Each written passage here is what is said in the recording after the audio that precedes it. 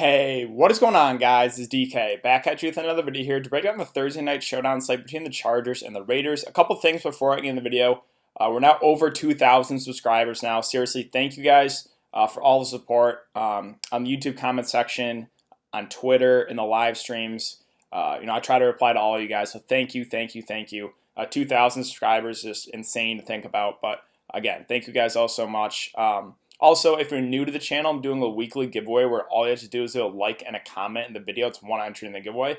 Max one comment though per video. It starts with my Monday Night Showdown video that I uploaded a few days ago. We'll go throughout the week. We'll end my Monday Night Showdown video at the end of the week. So however many videos I've uploaded for the week, you enter the giveaway that many times.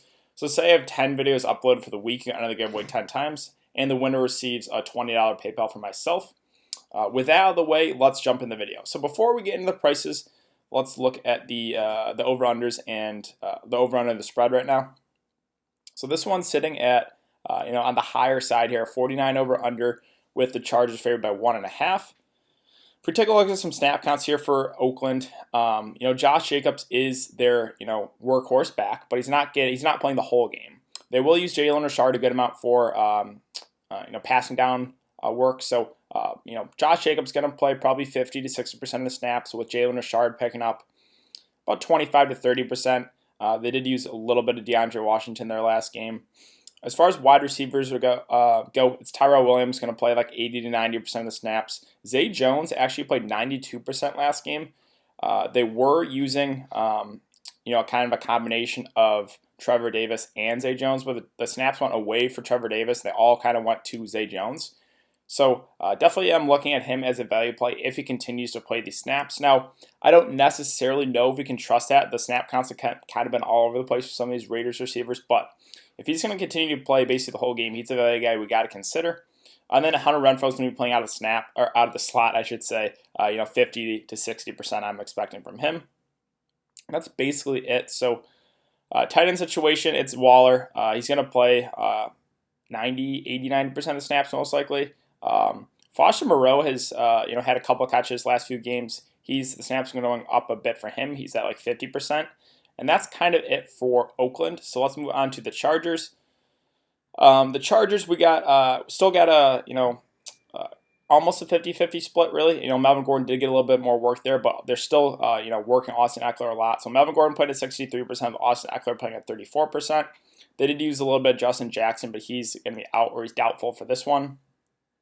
As far as wide receivers go, it's Keenan Allen and Mike Williams, the clear, number 1 and number 2 guys. Andre Patton did play at 82% of snaps. He's played 82% the last couple of games, so he's a value guy we can consider.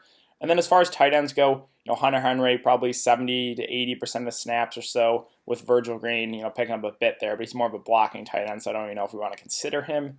And that's really it for snap counts. Both teams, we kind of know where the production is coming from, so this showdown slate at least is a little bit different than others. Normally we do have like a couple viable value plays. There are like one or two, but no one really, really cheap.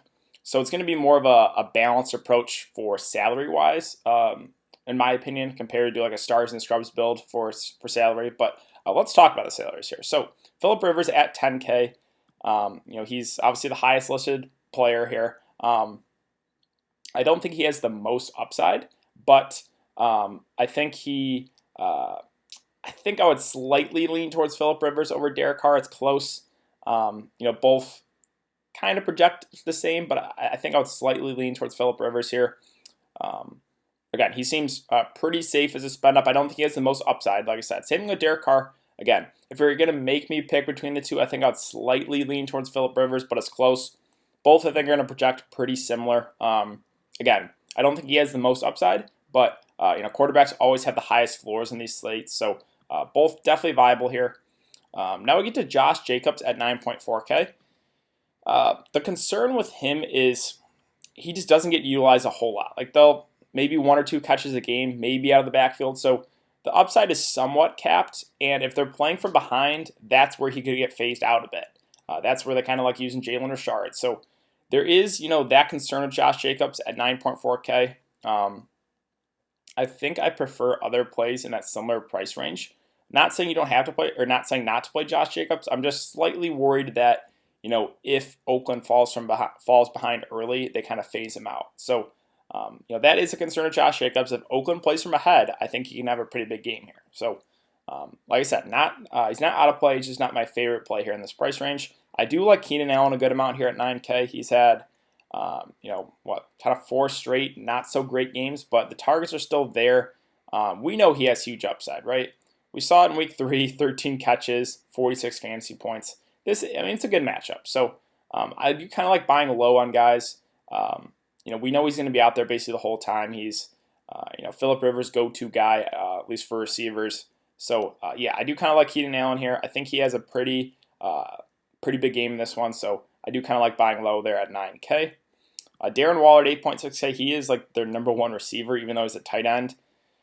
He also has back-to-back kind of not the best games here with 9 and 7 fantasy points, but other than that last game where he only had 2 targets, I think that's more of an anomaly. He's been getting targeted a bunch, like 7 or 8 times a game, and again, he's the number 1 receiver, so I do kind of like Darren Waller, and I think the ownership goes a little bit lower on him just because of recency bias. And again, I do kind of like buying low on guys, so Darren Waller, Keenan Allen, really like those guys at 9K and 8.6K.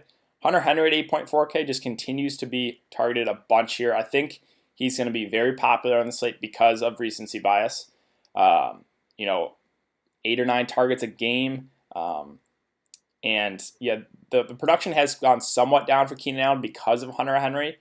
But I think Hunter Henry is going to be more popular just, again, because of recency bias. And I like, going the opposite way. I like kind of buying low on guys. So a guy like Keenan Allen, Darren Waller, they've had, a couple not so great games. So I think the ownership will be slightly lower on them compared to Hunter Henry. Not saying Hunter Henry is a bad play. I just think he's going to be more popular because of recency bias. So very viable here at 8.4K if you want to go there, continue to ride the hot streak.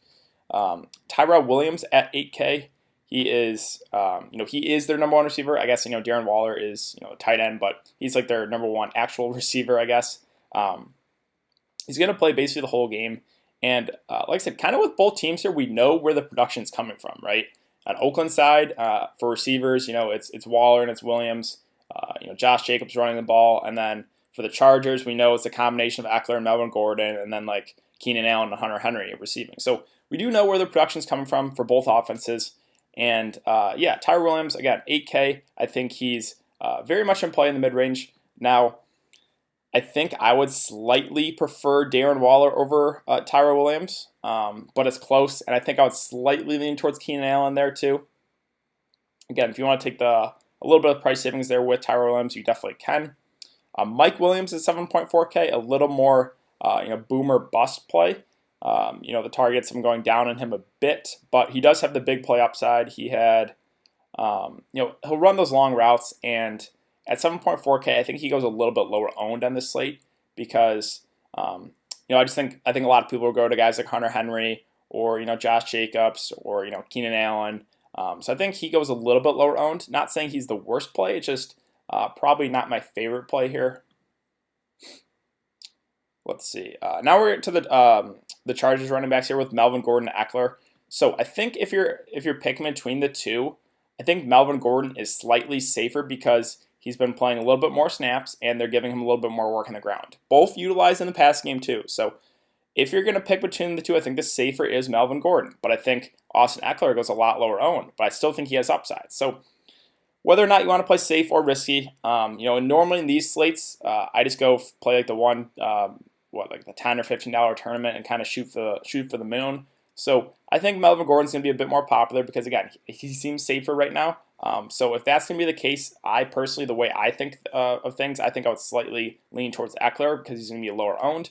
I do think, again, both have similar upside. I just think Melvin Gordon, again, will be a bit safer, but he will be higher owned, in my opinion. Let's see. So RENFROW is definitely viable here at 5K, playing out of the slot, and he's been utilized a bit here the last couple games. Touchdown in back-to-back games, 4 and 7 targets. He's a guy that, probably gets a little bit of boost here if they're playing from behind. If they're playing from ahead, I could see him kind of be phased out a bit. So there is a slight concern there, but back-to-back games, a pretty solid fantasy performances. This is a slate where we really don't have a lot of value, so Hunter Renfrow is a guy we got to consider here just because, again, this slate really, really lacks value. As far as the two defenses go, it's a higher over-under here of 49, Normally, I will target the defenses in pretty low over-unders.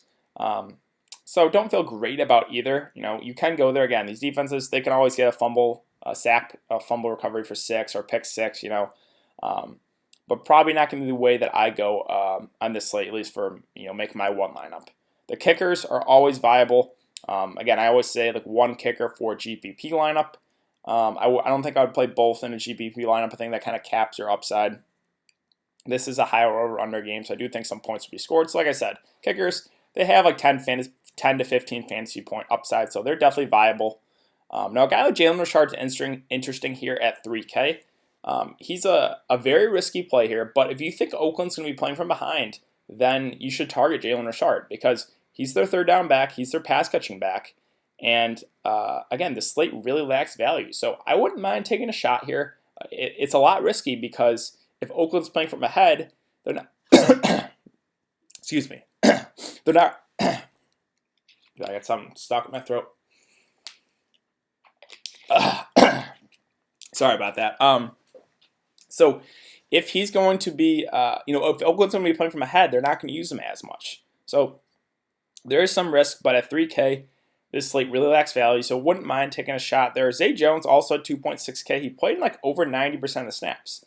Now, I don't necessarily know if we can expect that to happen again just because the snap counts have kind of been all over the place for these receivers, but if he plays that again, I think he's a really solid value play, and again, a slate that lacks value. So he's definitely in play here. Probably one of my favorite value plays, I guess. There's really just not a whole lot to choose from here. Foster MOREAU at 2.2 is viable. He did score a touchdown last game. He's had 2 touchdowns the last 3 games.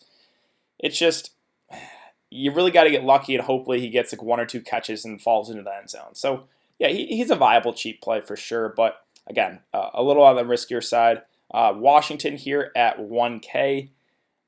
He's kind of their number 3 back. They will give him a goal line carry here and there.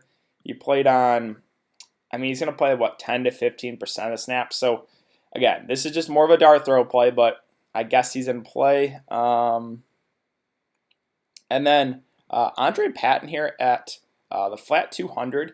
He played, 82% of the snaps, back-to-back games. Now, he hasn't done anything with those snaps, but if he's going to continue to be out there, this is a value guy we got to consider at least. At $200, it's worth taking a shot on him because there's not a whole lot of great value plays in the slate. And, if you plug him in your lineup, then you can almost get whoever else you want in there. So, again, he's a value guy that I'm definitely considering. I know he hasn't done anything the last couple of games, but if he's going to continue to play those snaps, I assume he can maybe get a couple catches here. So, definitely Patton viable as a cheaper play. The Washington's a bit riskier. I kind of like Zay Jones just because the snap counts. Richard a bit riskier as well, but I don't mind the upside if they're playing from behind. And then, then it kind of goes back into like the stars here. So let's talk about captains in the slate. Both quarterbacks definitely viable. Usually, if I'm going to captain a quarterback, I like captaining a quarterback with rushing upside, kind of like I did with Lamar Jackson the other slate. Both Rivers and Derek Carr don't really have a whole lot of rushing upside, so I don't think I want to captain those guys. Not saying they're out of play as captains. If you're going to captain either Rivers or Carr, make sure you get some correlation. So if you're throwing Phillip Rivers in the captain spot, make sure you get either like Hunter Henry or you can play one of those backs for sure, or Keenan Allen in there. So make sure you get some correlation. Same thing with Derek Carr. But at least for me, for my one lineup, I'm not looking for the quarterback and the captain. Guys that I'm considering here are Keenan Allen. Again, I kind of like buying low on guys. I think a breakout game's coming from him soon. We know the targets will be there. So I do like him a good amount. Same thing with Darren Waller. Like I said, I like buying low on guys. I think the ownership may be slightly lower on him because of recency bias, but we know the upsides.